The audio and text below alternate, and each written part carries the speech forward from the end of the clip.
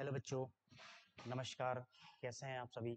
स्वागत करता हूं मैं आपका सक्सेस एग्रीकल्चर इंस्टीट्यूट के इस ऑनलाइन ई लर्निंग प्लेटफॉर्म पे, जहां हम लोग बात करेंगे कि हमारे जो पीएटी की एग्ज़ाम होती है, प्री एग्रीकल्चर टेस्ट, उसके प्रीवियस ईयर क्वेश्चन के बारे में हम लोग बात करेंगे, चर्चाएं करेंगे कि कैसे क्वेश्चन आते हैं। ठीक है, एग्ज़ाम में जो क्वेश्चन आते हैं वो किस सेक्शन से ज़्यादा आते हैं।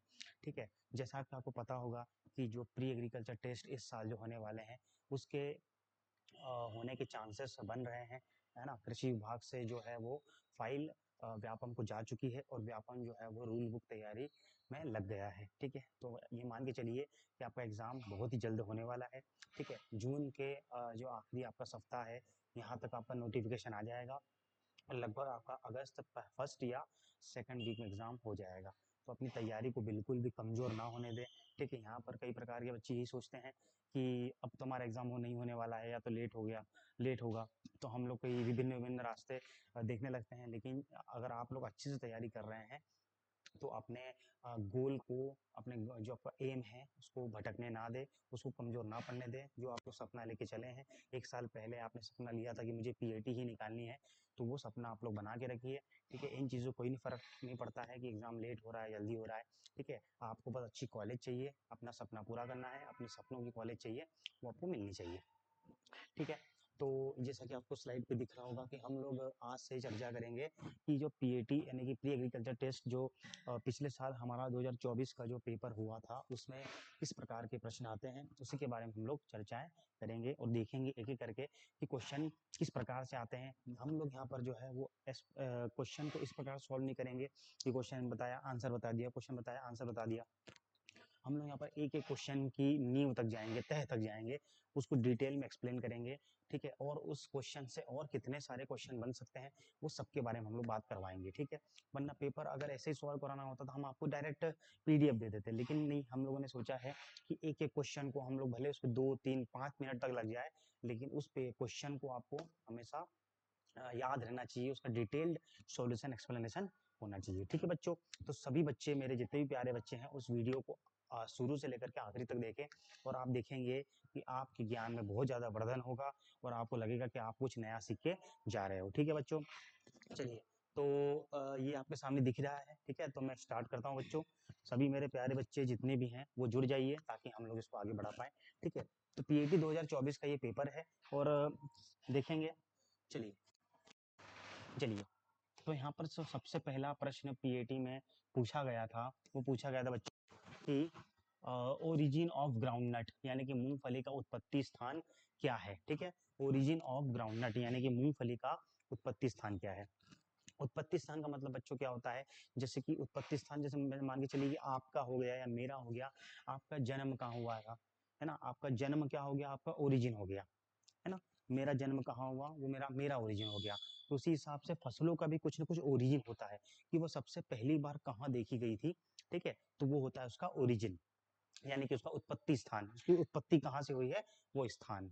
ठीक है बच्चों, चलिए, तो पूछा है यहाँ पर मूंगफली ग्राउंडनट का। ठीक है, ऑप्शन क्या दिए हैं, चाइना, इंडिया, ब्राजील और कनाडा। ठीक है बच्चों, तो मूंगफली ग्राउंडनट होता है, उसका उत्पत्ति स्थान ब्राजील माना जाता है। क्या माना जाता है बच्चों, ब्राजील माना जाता है। ठीक है, चलिए, तो अब हमने बताया कि भैया आपने सर बता दिया ग्राउंडनट का, लेकिन ऐसे तो हमारे पास कम से कम 15 से 20 फसलें हैं, है ना, तो किसी का भी ओरिजिन पूछ सकता है। तो आपके सामने ये देखिए टेबल दे रखी है। ठीक है, मैंने बताया था मैं आपको डिटेल्ड सॉल्यूशन करवाऊंगा। यहाँ पर देखिए लिखा है ओरिजिन ऑफ डिफरेंट क्रॉप। ठीक है, अलग अलग जो है आपकी क्रॉप के बारे में यहाँ पर दिया हुआ है कि ओरिजिन क्या है। ठीक है, जैसे कि टी और मस्टर्ड का क्या है बच्चों, चाइना। टी और मस्टर्ड, टी का मतलब होता है चाय, चाय, और मस्टर्ड का मतलब होता है सरसों। तो इन दोनों का कहाँ पर है, चाइना। और देख लेते हैं, काउपी, अरहर, ज्वार और बाजरा। काउपी का मतलब बच्चा होता है लोबिया, ये एक घास है। ठीक है, अरहर आप जानते हैं, अरहर आप दाल खाते हैं। ज्वार और बाजरा जानते होंगे, तो इसका उत्पत्ति स्थान कहाँ है, अफ्रीका में है। अगला क्या है, बार्ले, कैस्टर, कॉफी और सेफ्लावर। ठीक है, इसका बच्चों कहाँ है, इथायोपिया में है। पी और शुगर बीट, ठीक है बच्चों, पी और शुगर बीट का कहाँ पर है, मेडिटेरियन रीजन। ठीक है, भूमध्य सागर जो क्षेत्र बोलते हैं उसको मेडिटेरियन रीजन बोलते हैं, भूमध्य सागरीय क्षेत्र। ठीक है, भूमध्य सागर मतलब क्या होता है, हमारे यहाँ पर कई प्रकार के सागर पाए जाते हैं, तो जो भूमध्य सागर है उसके आसपास का जो क्षेत्रफल है वो इन फसलों का उत्पत्ति स्थान माना जाता है। ठीक है, अगला क्या है, कॉटन है ना, कपास, ब्रिंजल हो गया, मूंग, उड़द, रागी और सैफलावर, इनका क्या है बच्चों, इनका है इंडिया। बच्चों क्या है, इंडिया यानी कि भारत। ठीक है, हमारा भारत भी उत्पत्ति स्थान है किन किन फसलों का, ये इन फसलों का। ठीक है, क्वेश्चन कई प्रकार से पूछ सकता है, जैसे डायरेक्ट पूछ लिया कि ग्राउंड नट का क्या है, ऐसा पूछ सकता है कि कौन सी जो क्रॉप है उसका ओरिजिन इंडिया में नहीं है। ठीक है, तो हम लोग ये याद कर लेंगे कि इंडिया में किसका किसका है और जो बचे हुए होंगे उसका नहीं होगा। अगला क्या है, मेज और सनफ्लावर, इसका क्या है बच्चों, मैक्सिको। ठीक है, अगला क्या है, चिकपी, चिकपी यानी कि चना, चने का क्या है, साउथ वेस्ट एशिया यानी कि जो आपका दक्षिण पश्चिम एशिया। ठीक है, ये एशिया आपको पता है महाद्वीप है। टोबैको, तंबाकू, तंबाकू क्या है बच्चों, सी डॉट अमेरिका, सी का मतलब होता है सेंट्रल अमेरिका, है ना, सेंट्रल अमेरिका हिंदी में कहते हैं मध्य अमेरिका। अगला क्या है, बरसीम, बरसीम का क्या है बच्चों, इजिप्ट, है ना, इजिप्ट। अगला है लिंसीड, लिंसीड का मतलब होता है बच्चों अलसी, क्या होता है, अलसी, अलसी का क्या है, अफगानिस्तान, क्या है, अफगानिस्तान। ठीक है बच्चों, तो ये आपके सामने बहुत ही इंपॉर्टेंट जानकारी है। ठीक है, हो सकता है कि इसमें से किसी न किसी का पूछ लेगा।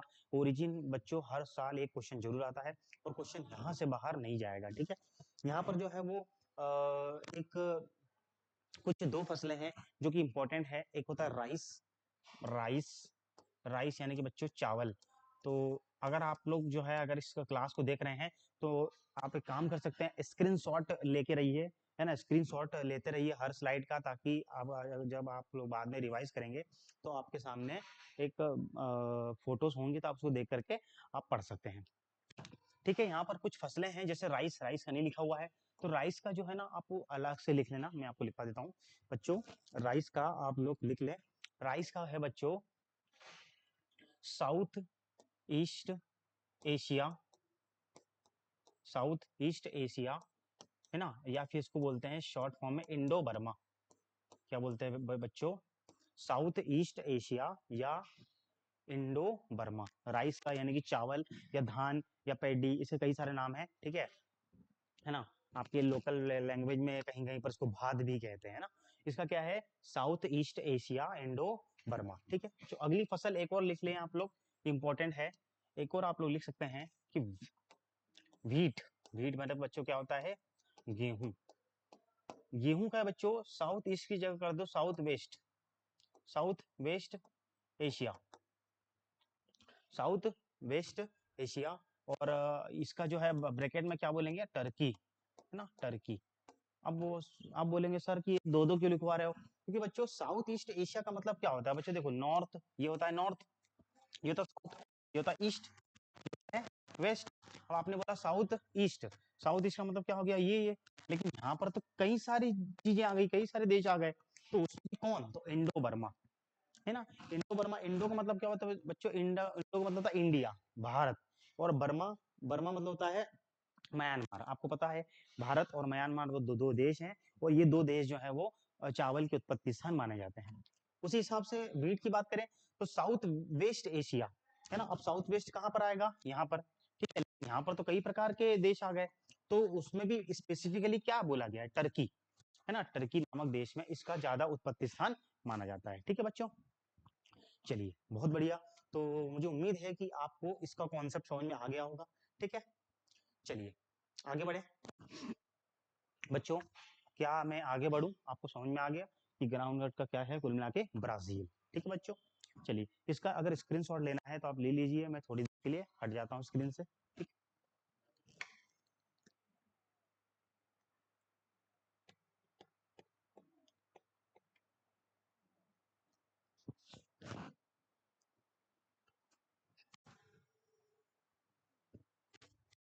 है बच्चों आगे बढ़े, मुझे उम्मीद है कि आपको कॉन्सेप्ट समझ में आ गया होगा।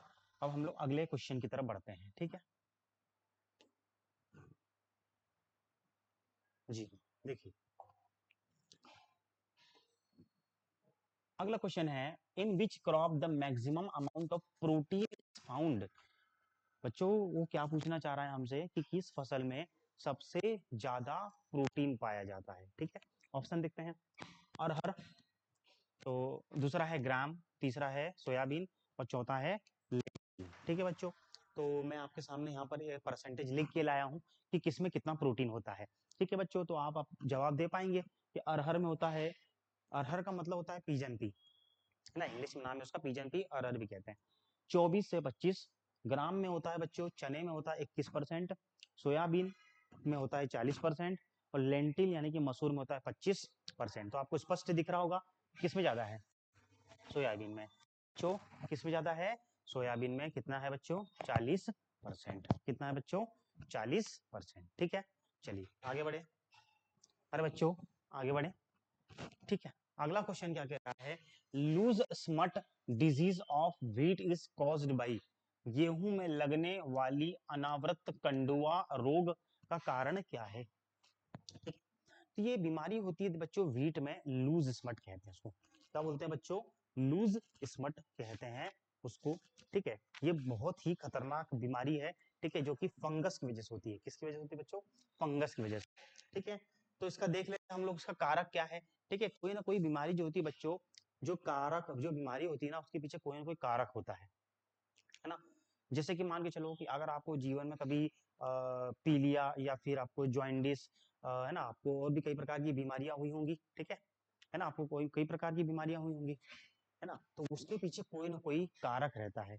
ठीक है, मलेरिया, डेंगू, ये सब आपको जब भी बीमारी होती है तो कोई ना कोई कारक रहता है कि इसको करवाने वाला मुख्य कारक कौन है। ऐसे ही नहीं हो जाता शरीर में, हम तो स्वस्थ चल रहे हैं, एकदम से बीमार कैसे पड़ गए, कोई ना कोई कारक आया।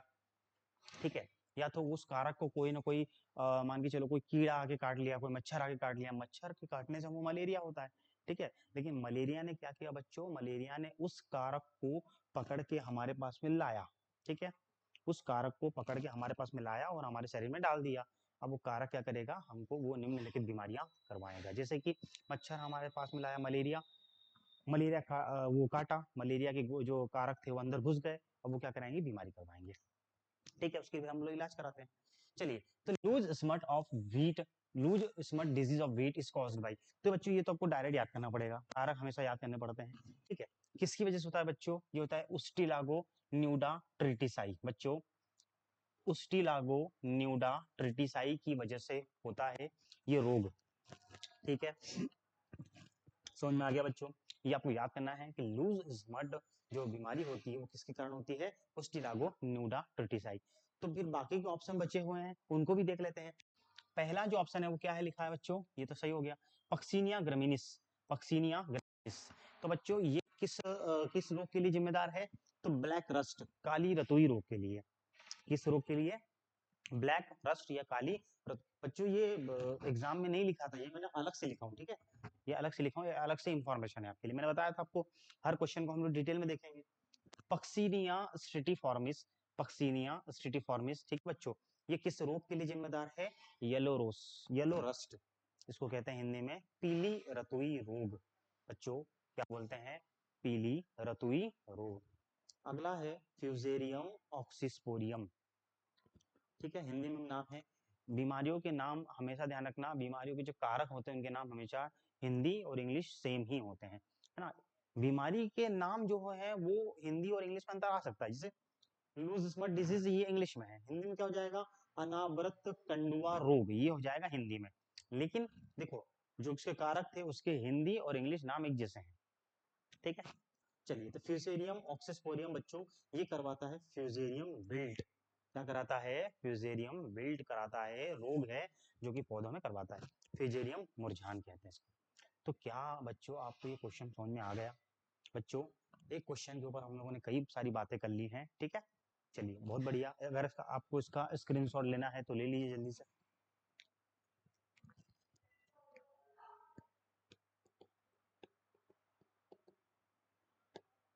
जल्दी से आपको स्क्रीनशॉट लेना है बच्चों, ले लीजिए, फिर मैं आगे बढ़ रहा हूँ।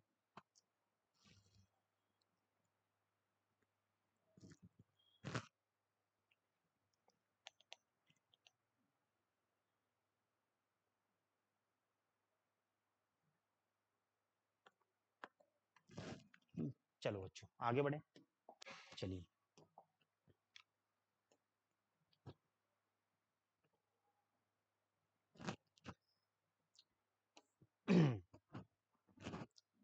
हाँ जी, अगला क्वेश्चन है बॉटनिकल नेम ऑफ चिकपी। बच्चों, चिकपी का मतलब क्या होता है? आप जानते होंगे, चना। चना आपने खाया ही होगा। चने का बॉटनिकल नेम यानी कि चने का वानस्पतिक नाम। बच्चों, हर बार हर एग्जाम में, एग्रीकल्चर की एग्जाम से कोई भी नहीं होगी जिसमें बॉटनिकल नेम यानी कि वानस्पतिक नाम से क्वेश्चन ना पूछेगा। ठीक है, किसी न किसी का वानस्पतिक नाम पूछेगा ही पूछेगा। ठीक है, तो क्वेश्चन पूछ रहा है कि भैया चिकपी का बॉटनिकल नेम क्या है। ठीक है बच्चों, तो पहला ऑप्शन क्या लिखा है? लेंस क्यूलिनेरिस, लेथाइरस सटाइवस, साइसर एरिटिनम और बिगना मुंगो। बच्चों, इसका सही आंसर क्या है? साइसर एरिटिनम। ठीक है बच्चों, क्या है? साइसर एरिटिनम। ठीक है, तो अगर इसको देखो, बॉटनिकल नेम याद करने में बहुत ज्यादा दिक्कत आती है, लेकिन याद करना पड़ता है, ये मजबूरी होती है किसी भी कृषि के विद्यार्थी के लिए। लेकिन अगर आप उसको ट्रिक बना करके याद करेंगे तो आपके लिए आसानी होगी। जैसे कि चिकपी, जैसे कि चिकपी जो है आपका सी से ही स्टार्ट हो रहा है, तो देखो यहाँ पर आपका बॉटनिकल नेम भी किससे स्टार्ट हो रहा है?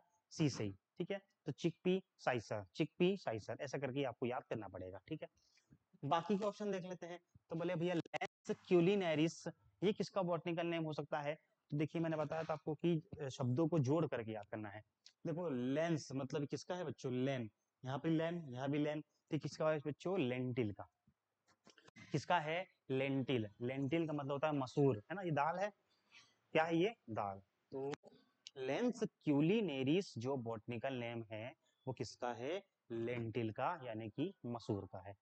ठीक है, चलिए और देख लेते हैं ऑप्शन कि बताइए कि आपका ये लेथाइरस सटाइवस ये किसका है? तो ये खेसारी का है बच्चों। किसका है? खेसारी का है ना? ये खेसारी एक प्रकार की दाल होती है। ठीक है, आप लोगों ने इसको सुना होगा या नहीं सुना होगा, मैं कुछ कह नहीं सकता। ठीक है, क्योंकि बच्चों ऐसा नहीं है कि जो दालें हम लोगों ने सुनी है केवल वही है। विश्व में, संसार में कई प्रकार की चीजें पाई जाती हैं, इनके बारे में हम लोगों ने नहीं सुना। ठीक है, बहुत बढ़िया। तो बच्चों, लेथाइरस सटाइवस ये किसका वानस्पतिक नाम है? खेसारी का है। याद याद हो जाएगा। चलिए, एक और ऑप्शन था विग्ना मुंगो, ये किसका है? तो बच्चों, ये उड़द का है। किसका है बच्चों? उड़द का है। ठीक है, उड़द आप देखते होंगे, काली काली जो दाल आती है वो क्या कहलाती है? उड़द। ठीक है, यहीं पर आपको एक एक्स्ट्रा इंपॉर्टेंट बात याद करनी है। देखो, उड़द आ गया तो फिर मूंग को क्यों छोड़े?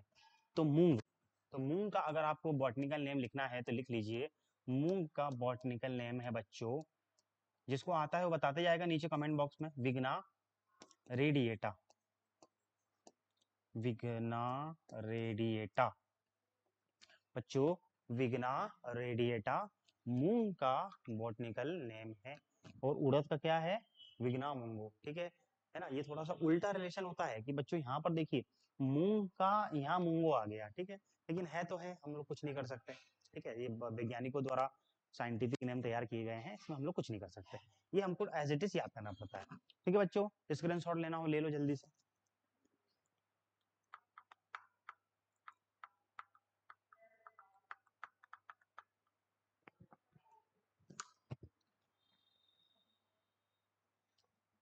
बच्चों, स्क्रीनशॉट लेना है, आप लोग जल्दी से ले लो।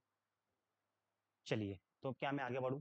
ठीक है, तो हम लोग एग्रीकल्चर के बहुत ही अच्छे अच्छे क्वेश्चन डिस्कस कर रहे हैं, है ना? एग्जाम में काफी अच्छे क्वेश्चन पूछे गए हैं, देख ही रहे हैं आप लोग। चलिए, अगले प्रश्न की तरफ बढ़ रहे हैं हम लोग। अरे भाई, बहुत बढ़िया। देखो, अगला प्रश्न शानदार कितना शानदार क्वेश्चन है। देखो यार, जैसे मैंने आपको बताया ना कि एक क्वेश्चन बॉटनिकल नेम से पूछेगा, तो उसी प्रकार से एक क्वेश्चन आपको सीड रेट यानी कि बीज दर से जरूर आएगा। सीड रेट या बीज दर से एक ना एक क्वेश्चन जरूर आएगा। वो क्वेश्चन क्या है? Seed rate of rape seed and mustard is, मतलब रेप सीड एंड ये आपका रेप सीड एंड मस्टर्ड। ठीक है बच्चों, मतलब कुल मिला के यहाँ पर वो जो पूछ रहा है कि सरसों, सरसों की बीज दर क्या है। ठीक है बच्चों, सरसों की बीज दर क्या है? ठीक है, तो ऑप्शन क्या दे रखे हैं? 10 से 12, 4 से 6, 8 से 10 और 2 से 3। ठीक है बच्चों, तो रेप सीड एंड मस्टर्ड की जो सीड रेट होती है बच्चों, वो होती है 4 से 6। बच्चों, क्या होती है? 4 से 6, ये आपको याद करना पड़ेगा। ठीक है ना? अब आप बोलेंगे कि सर वही बात है कि एक का पूछा तो 17-20 का भी पूछ सकता है। तो मैं आपके सामने सभी प्रकार की फसलों की सीड रेट लेके आया हूँ बच्चों। क्वेश्चन 101% बनेगा seed rate. Seed rate botanical name, अगर ये इससे क्वेश्चन नहीं बनेगा, इसका मतलब कि वो पीएटी का पेपर नहीं है है ना, वो किसी और का ही पेपर आ गया है, ठीक है। तो पीएटी जो है वो हर साल हमेशा बॉटनिकल नेम, सीड रेट, और भी मैं आगे बताऊंगा किन किन क्षेत्र से हमेशा क्वेश्चन पूछता है, ठीक है। वो आपको याद करना है ताकि आपको बोनस मिल जाए कि भाई हाँ ये याद कर लो, एक क्वेश्चन पक्का है। सीड रेट सबकी याद कर लो, एक क्वेश्चन पक्का है। बॉटनिकल नेम सबकी याद कर लो, पक्का है। ओरिजिन जो बताया था ना, ओरिजिन ग्राउंड नट का आया था, सबकी याद कर लो, एक क्वेश्चन पक्का है। तो ऐसे क्वेश्चन आपको ना धीरे धीरे करके पक्के करना है, ठीक है, वो बोनस होते हैं। बाकी तो कहीं से भी कोई क्वेश्चन पूछे कुछ नहीं कह सकते, लेकिन जो क्वेश्चन जहां से हमेशा आ रहे हैं उनको अगर हम लोग कर लेंगे तो हमारे क्वेश्चन जो है सही होने की संभावनाएं बढ़ जाती है, ठीक है बच्चों। चलिए, तो मैं आपको बता रहा था कि रेप सीड एंड मस्टर्ड का अगर पूछ सकता है तो दूसरे फसलों के बारे में पूछ सकता है। देखते हैं भाई, चलिए देख लेते हैं। मैं आपके सामने जो है ना वो लगभग सभी फसलों के सीड रेट की जानकारी लेकर के आया हूँ। देखिए, सबसे पहला है, क्या लिखा है, सीड रेट। बच्चों सीड रेट को बोलते हैं बीज दर। क्या बोलते हैं बच्चों? बीज दर। अच्छा, बीज दर होती क्या है?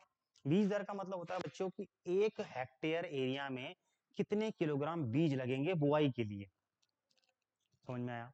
1 हेक्टेयर, 1 हेक्टेयर जो आपका एरिया है उसमें कितने किलोग्राम बीज लगेंगे बुआई के लिए, ठीक है बच्चों। वो अलग अलग फसलों के लिए अलग अलग होता है। सबसे पहले जो फसल है वो है राइस। राइस यानी कि धान, ठीक है, धान। धान की जो है ना, अब धान की देखिए बीज दर अलग अलग होती है ना, अलग अलग। मान के चलो कि भाई धान में अलग अलग प्रकार की विधियां होती हैं धान लगाने के लिए, है ना। धान को आपको पता है भाई, हम लोग डायरेक्ट बीज भी लगा सकते हैं, और अधिकतर आपने देखा होगा जो पैडी होती है, धान होती है, उसकी नर्सरी लगाते हैं। नर्सरी का मतलब क्या होता है कि धान की नर्सरी को पहले नर्सरी में तैयार करते हैं। जब वो थोड़ा बड़ा हो जाता है तो उसको वहां से निकाल करके हम लोग कहाँ ले जाते हैं उसको, मेन फील्ड में। तो धान की जो है वो बीज दर जो है वो अलग अलग प्रकार की होती है, उसी के बारे में हम लोग चर्चा करेंगे। सबसे पहला क्या होता है बच्चा? ब्रॉडकास्टिंग। ब्रॉडकास्टिंग में कितनी सीड रेट होती है? 100 ना। ये 100 अगर मैंने लिख दिया इसका मतलब समझ जाओ कि 100 किलोग्राम पर हेक्टेयर, है ना। मैंने डायरेक्ट लिख दिया है, जैसे यहाँ लिख दिया 100, 125, तो समझा करो कि 100 किलोग्राम प्रति हेक्टेयर, है ना। सीड रेट हमेशा किलोग्राम प्रति हेक्टेयर में होती है। चलिए, है ना, अगर कुछ और अलग होगा तो उसको मैं आपको बता दूंगा। अगला क्या? ड्रिलिंग। ब्रॉडकास्टिंग का मतलब बच्चों क्या होता है? ब्रॉडकास्टिंग का मतलब होता है कि ऐसे जो बीज लिए और ऐसे फैला दिए। ब्रॉडकास्टिंग का मतलब क्या होता है बच्चों? फैलाना, फैलाना, ठीक है, ब्रॉडकास्टिंग, है ना। ठीक है ना, जैसे आप सुनते होंगे टीवी पे, आपने बहुत सुना होगा कि ब्रॉडकास्ट होने वाला है, चैनल ब्रॉडकास्ट होने वाला है, या सीरियल या तो कोई पिक्चर। वो ब्रॉडकास्ट का मतलब क्या होता है भाई? फैलना, उसका फैलना। तो वही धान के सीडों को हम लोग क्या कर देते हैं? फैला देते हैं। अगला क्या बच्चों? ड्रिलिंग। ड्रिल, ड्रिल का मतलब आपने ड्रिल मशीन देखी होगी, वो जो ड्रिल मशीन होती है गड्ढा करने के लिए, है ना। तो इसमें क्या करते हैं? गड्ढा करते हैं, उसके अंदर सीड डालेंगे, ठीक है बच्चों। तो ड्रिल करके सीड सीड रेट कितनी हो जाती है? 60 से 70, याद करेंगे बच्चों, 60 से 70 ड्रिलिंग में।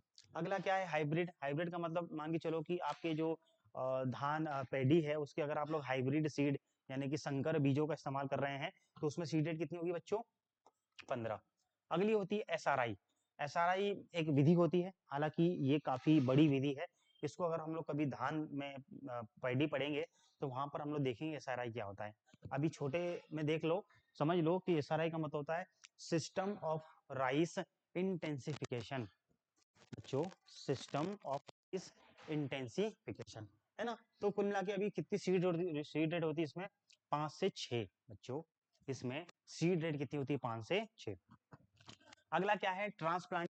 ट्रांसप्लांटिंग का मतलब वही होता है रोपण, नर्सरी में लगाया, खेत में लगाया, कितना लगेगा? तो 40। कितना बच्चा लगेगा? 40। अगला क्या है? डेपोग, है ना। जैसे एसआरआई विधि होती है, डिटेल में पढ़ना पड़ेगा। डेपोग भी विधि होती है ना। ये विदेशों में इसको डेवलप किया गया है, डेपोग विधि। याद कर लो, सीधे सीधे क्वेश्चन कई बार पूछता है कि डेपोग विधि में जो आपका सीड रेट होती है कितनी होती है बच्चों? 3 होती है। कितनी होती है? 3, ठीक है। एग्जाम में क्वेश्चन जो है वो पूछता है, जो डेपोक जो होता है ना वो नर्सरी में तैयार करते हैं, ठीक है। एक नर्सरी में तैयार करते हैं तो पूछता भी है नर्सरी का एरिया कितना होना चाहिए। नर्सरी का एरिया कितना होना चाहिए? तो अगर हम मान के चलो कि हमको डेपोक विधि से 1 हेक्टेयर क्षेत्रफल की बुआई करना है पैडी में, तो हमको कितनी लगेगी? 30 मीटर स्क्वायर की नर्सरी लगेगी। लिखा है 30 मीटर स्क्वायर पर हेक्टेयर। समझ रहे आ रहा है कि भैया डेपोक विधि से अगर हमको 1 हेक्टेयर धान की बुआई करना है, पैडी की सोविंग करना है, तो हमको कितना लगेगा? 30 मीटर स्क्वायर, ठीक है। चलो बासमती आपने सुना होगा, बासमती राइस है ना, बहुत ही अच्छा उसका जो वो होता है, दाना होता है, काफी बड़ा बड़ा होता है, खुशबू भी आती है उससे। तो उसकी जो सीड रेट होती है कितनी होती है बच्चों, 35 से 40 किलोग्राम प्रति हेक्टेयर, ये होता है बासमती धान की। अगला क्या है, ड्राई नर्सरी।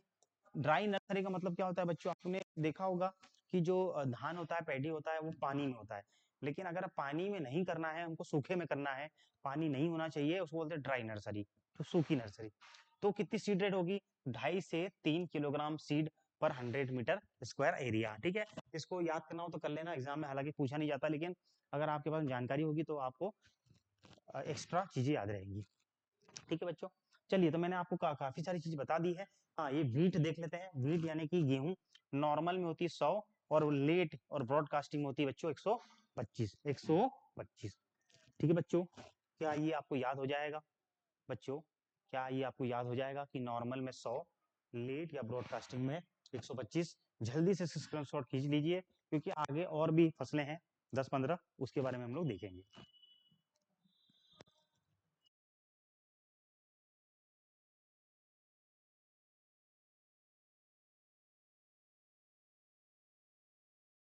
बच्चों जल्दी से आप इसका स्क्रीनशॉट खींच लीजिए, क्योंकि आगे, ये तो केवल अभी 2 फसलें हुई हैं, आगे हम लोग बहुत सारी फसलों के बारे में देखेंगे सीड ड्रिल।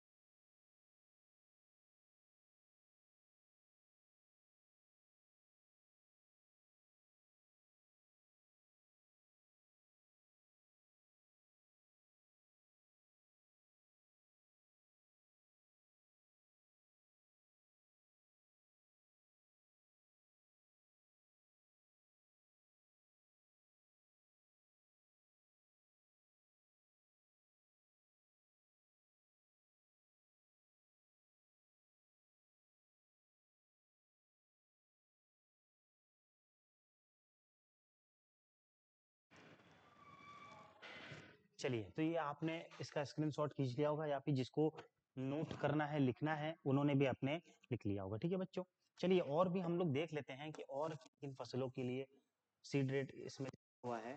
ठीक है, हाँ देखिए, ये रहा आपके सामने कि वीट जो था ना, वीट उसमें हम लोगों ने क्या पढ़ लिया था कि उसकी ब्रॉडकास्टिंग के लिए और उसके लेट के लिए, नॉर्मल के लिए।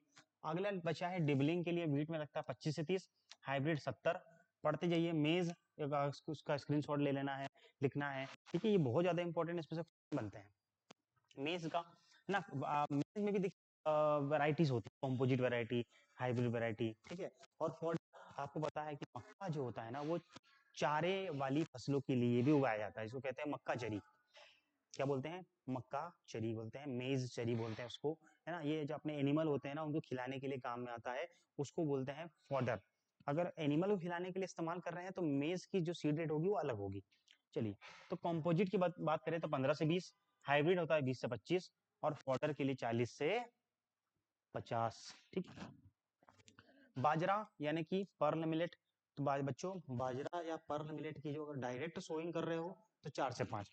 डायरेक्ट सोइंग में बता चुका हूँ, बीज लिया और सीधे जमीन में गाड़ दिया। लेकिन ट्रांसप्लांटिंग का मतलब क्या होता है, क्योंकि उसको नर्सरी में लगाया और नर्सरी के बाद फिर उसको खेत में लगाएंगे, तो कितनी लगेगी, 2। कुछ नहीं लिखा है, मतलब क्या होगा बताओ जल्दी से, किलोग्राम पर हेक्टेयर। सोरघम, सोरघम का मतलब होता है बच्चों ज्वार। ज्वार, ज्वार में होता है नॉर्मल 10 से 12, और वही ज्वार का भी हम लोग, ज्वार का भी इस्तेमाल फॉडर यानी कि चारे के लिए करते हैं। उसमें सीड रेट कितनी होती है बच्चों, 40 से 50। ठीक है, तो नॉर्मल 10 से 12 और फॉडर 40 से 50। ठीक है बच्चों, अगला देख लेते हैं शुगर केन। शुगर केन का मतलब होता है गन्ना। क्या होता है बच्चों, गन्ना। ठीक है, अब शुगर केन में बच्चों क्या होता है, आपने गन्ना देखा होगा, मान के चलिए कि गन्ना देखा होगा आप लोगों ने, है ना। बीच में आपने देखा होगा ऐसी गांठें होती है ना, कठोर होती है ना। आप लोग इसको ऐसे छील करके खा जाते हैं, ये बीच वाले को छील करके, है ना, जितना भी रस रस चूस लेते हैं। ठीक है, अब बीच में आप लोगों ने जो बोलते हैं बच्चों नोड। क्या बोलते हैं बच्चों, नोड। ठीक है, नोड। देखिए, गन्ने को जब भी जो बच्चे, जो जिस बच्चों के घर पे गन्ना लगता होगा, उनको पता होगा कि जो गन्ना होता है ना, उसके लिए इनको काटते हैं बच्चों। क्या करते हैं, इनको काटते हैं, ऐसे काट करके इन टुकड़ों को लगा देते हैं। गन्ने के इन टुकड़ों को कहा जाता है बच्चों, इस टुकड़े को कहा जाता है सेट। क्या वजह कहा जाता है? सेट। क्या कहा जाता है? सेट। ठीक है, तो एक टुकड़े को बोलते हैं सेट। ठीक है, तो अब ये माना जाता है कि भैया आप मान के चलो इन सेट को लगाओगे, गन्ने में बीज नहीं होते, गन्ने में टुकड़े लगाए जाते हैं, इन सेट को हिंदी में कहते हैं टुकड़े। ठीक है, अब ये टुकड़े जो होंगे, अब इसमें इंपॉर्टेंट बात ये है, इन टुकड़ों को इस हिसाब से काटना है कि भैया हमारे पास ये नोड आए। ठीक है, ऐसा नहीं कि आपने जो है वो मान के चलो कि ये बीच वाला पार्ट काट के लगा दिया। ठीक है, बीच वाला पार्ट कभी भी ग्रो नहीं करेगा। गन्ना ग्रो तभी करेगा जब क्या हो? नोड हो। ठीक है, और नोड में भी, अब नोड ग्रो नहीं करता है, नोड में भी कौन ग्रो करता है? नोड में आपने देखा होगा छोटे छोटे ऐसे उभार होते हैं बच्चों, छोटे छोटे ऐसे उभार होते हैं, इनको कहते हैं बड। क्या कहते हैं? बड कहते हैं, बड यानी कि हिंदी में कहते हैं इसको कलिका। बच्चों क्या कहते हैं? कलिका कहते हैं। ठीक है, ये कलिका जो होती है वही एक्चुअल में जर्मिनेशन के लिए जिम्मेदार होती है। पूरा का पूरा जो गन्ना जो आपका ग्रो करेगा वो किस पे निर्भर करेगा? इन कलिकाओं पे। ठीक है, तो कहीं कहीं पर ऐसा होता है कि किसी किसी नोड में 3 कलिकाएं होती है, किसी किसी नोड में या किसी किसी गन्ने में 2 ही कलिकाएं होती है। ठीक है, तो अगर यहाँ पर बोला गया है कि अगर 3 बडेड यानी कि 3 कलिकाएं हुई तो हमको कितना गन्ना लगेगा, कितने टुकड़े लगेंगे? 35 से 40 हजार सेट। सेट का मतलब क्या होता है बच्चों? टुकड़े। तो अगर उसमें 3 कलिकाएं हुई, 3 बर्ड हुई, है ना, इसको कहीं कहीं पर आंखें भी बोल देते हैं, है ना, बर्ड को कहीं कहीं पर आंखें, हिंदी में आंखें ही बोल देते हैं। ठीक है, बर्ड हुई तो कितनी सीड रेट लगेगी? 35 से 40 हजार सेट, टुकड़े। और अगर 2 बर्ड हुए तो, 2 बर्ड हुए तो संख्या बढ़ जाएगी। 2 बर्ड होने से यानी कि 2 ही कलिकाएं हैं तो संख्या बढ़ जाएगी बच्चों, क्योंकि जब 3 थे तो उनके ग्रो होने के चांसेस ज्यादा थे, तो हम लोगों ने टुकड़े कम लिए।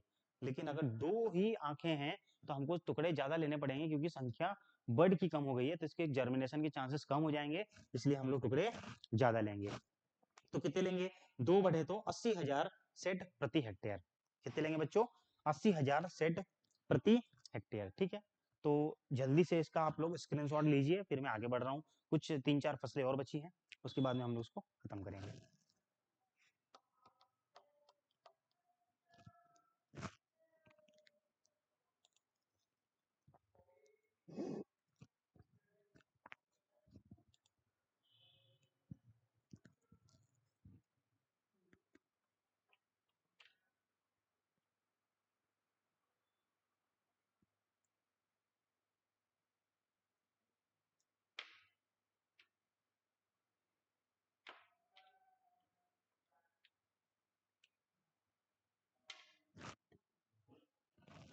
बच्चों क्या आपने इसका स्क्रीनशॉट ले लिया? ठीक है, चलिए तो मैं आगे बढ़ता हूँ। मुझे उम्मीद है कि आपको अच्छा लग रहा होगा, क्योंकि हम लोग एक क्वेश्चन पे कितनी सारी डिस्कस कर रहे हैं। ठीक है, जो क्वेश्चन बच्चों वो था मस्टर्ड वाला, है ना, मस्टर्ड पे रेपसीड एंड मस्टर्ड की सीड रेट पूछी थी, है ना, वो अभी तक नहीं आई है। देखो कितना एग्रीकल्चर में कितनी डाइवर्सिटी है, कितना वेरिएबिलिटी है। एक क्वेश्चन पे हम लोग देखिए कितनी सारी, अभी तक 6 का पढ़ चुके हैं, अभी हम लोग 10-15 और पढ़ेंगे। ठीक है, तो टेंशन नहीं लेना है, हमारे साथ जुड़े रहिए, है ना, आपका एग्जाम बहुत अच्छे से जाने वाला है। हम लोग सारी चीजों को डिस्कस करेंगे, इन्हीं में से क्वेश्चन बनेगा, और कहाँ से आएगा क्वेश्चन। ठीक है, चलिए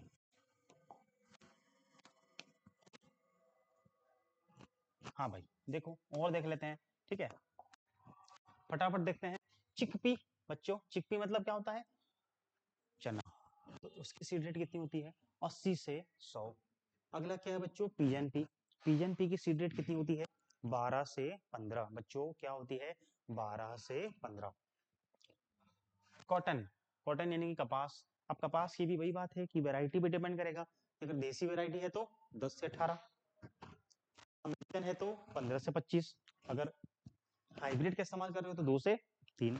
और बीटी कॉटन, आपको पता है आजकल तो अधिकतर बीटी कॉटन इस्तेमाल करते हैं, है ना। बीटी कॉटन की जो सीड रेट होगी बच्चों वो कितनी होती है? 1 से 1.5। कितनी होती है? 1 से 1.5। ठीक है, जूट, जूट को हिंदी में जूट ही कहते हैं, है ना, इससे रेशा मिलता है। 6 से 8।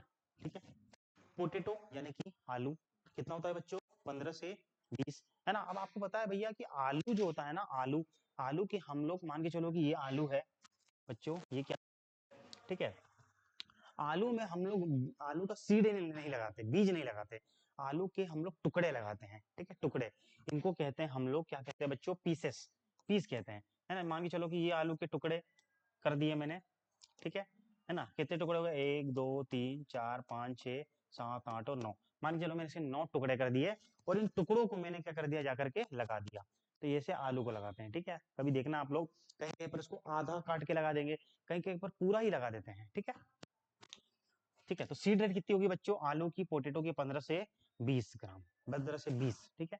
तो जो टुकड़े होते हैं, बोला जाता है कि भैया वो टुकड़े, तो टुकड़े का वजन कितना होना चाहिए, तो 25 ग्राम होना चाहिए, मिनिमम 25 ग्राम का टुकड़ा होना चाहिए, है ना। ऐसा नहीं कि इतना सा ऐसा लिए और जाके बुआई कर दिए, आलू नहीं होगा।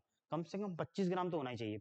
और उससे भी ज्यादा इंपॉर्टेंट बात, कि आलू में भी कितनी बड़ होना चाहिए, 3 से 5 बड़, उसमें कलिकाएं होना चाहिए। आपने आलू देखा होगा, बीच बीच में कहीं कहीं धसा रहता है, आलू आप लोगों ने देखा होगा बच्चों, तो बीज बीज पर धसा रहता है, वो धसा हुआ भाग ही कहलाता है बर्ड, क्योंकि वहीं से जर्मिनेशन होने वाला है ना। कभी आप लोग घर पे आलू को रख देना, है ना, जब थोड़ा सा टेम्परेचर कम होगा, है ना, टेम्परेचर जब कम होता है, जब थोड़ी ठंडक बढ़ती है, तो आलू वहां से ग्रो हो जाता है ना, वहां से देखना थोड़ा थोड़ा हरा हरा दिखने लग जाएगा वो, क्योंकि वो ग्रो हो गया है, ठीक है। तो वो धसे हुए पार्ट से ही ग्रो करेगा, बाकी उभरे हुए पार्ट से कभी भी ग्रो नहीं करेगा, ठीक है। तो आलू जो आपका जो टुकड़ा है, उसमें बर्ड कितनी होना चाहिए बच्चों, 3 से 5 बर्ड तो होना ही चाहिए, ठीक है बच्चों, 3 से 5 बर्ड तो होना ही चाहिए। अगला क्या है बच्चों, ग्राउंड नट। ग्राउंड नट मतलब क्या होता है बच्चों, मूंगफली। अब मूंगफली देखिए, मूंगफली की भी दो वैरायटी पाई जाती है। एक होती है स्प्रेड, स्प्रेड का मतलब एक मूंगफली की वैरायटी ऐसी होती है जो कि फैलती है, और एक मूंगफली ऐसा होता है जो कि गुच्छे में रहता है, ठीक है। तो दोनों के लिए सीड रेट जो है वो अलग अलग होती है। तो स्प्रेड यानी कि फैलने वाले के लिए क्या होती है बच्चों, 60 से 80। बंच, बंच का मतलब होता है बच्चों गुच्छे में। तो जो ग्राउंड नट गुच्छे में रहता है, उसके लिए सीड रेट जो होती है वो 80 से 100 मानी जाती है। कितनी मानी जाती है बच्चों, 80 से 100 अच्छी मानी जाती है। अगला है बच्चों, अगला है सोयाबीन। तो बच्चों सोयाबीन की होती है 70 से 80, 70 से 80, है ना। ये देखो क्वेश्चन आ गया, मस्टर्ड, इसी के बारे में पूछा था कि rape seed and mustard. Answer क्या था, 4 से 6, ठीक है। देखो बीच का ही है 5, है ना, कितना है बीच बच्चों, बीच का 5 आ गया, ठीक है। तो बच्चों घर घबराना बिल्कुल भी नहीं है, ठीक है। क्वेश्चन ऐसे नहीं है कि एकदम आउट ऑफ सिलेबस ही आएंगे, आपको कोशिश ये करना है, हाँ 100 में से 2-4 क्वेश्चन तो आपको रहेंगे सिलेबस से बाहर, वो कंपटीशन बढ़ाने के लिए होता है, आपको घबराना नहीं है। ये बात तय करनी है कि जो मैंने पढ़ा है वो गलत ना हो। अब जैसे कि मस्टर्ड 5, अगर आप ये पढ़ के नहीं गए, आपके नोट्स में लिखा हुआ है, तो ये तब तो आपकी गलती हो गई, है ना, क्योंकि आपने नया नया पढ़ाई करने के चक्कर में पुराना पढ़ाई नहीं, जो नोट्स में लिखा है पढ़ाई नहीं, ठीक है। सब नोट्स के क्वेश्चन है ये सब। देखो मस्टर्ड, है ना, मैं आपको जो भी चीज बता रहा हूँ, हर चीज नोट्स में से आ रही है, मैं आपको बाई प्रूफ भी दिखा दूंगा कि नोट्स में सारी चीजें आ रही है। तो बच्चों कितनी होती है, 4 से 6, है ना। ऑप्शन क्या था उसका आंसर, 4 से 6। मस्टर्ड की कितनी होती है बच्चों, 5। सीसम, सीसम मतलब होता है तिल, है ना, तिल या तिल्ली कहते हैं उसको।